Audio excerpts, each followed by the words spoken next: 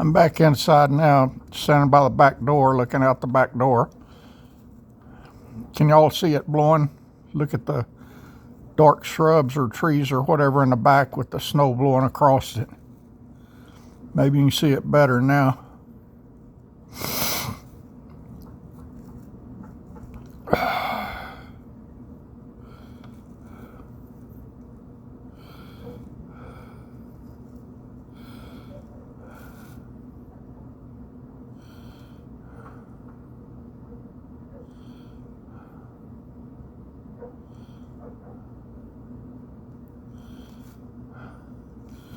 I feel sorry for any animals that are outside in this. I put food out for them a while ago, but it's all covered with snow now. I put bird seed out. It's all covered with snow. There was birds out here a while ago before this started. I don't know where they went to now. I feel sorry for them.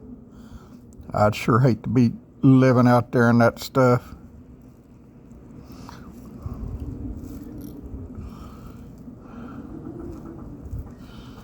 It's cold standing here at the back door. Air's blowing around this door like it almost not even here.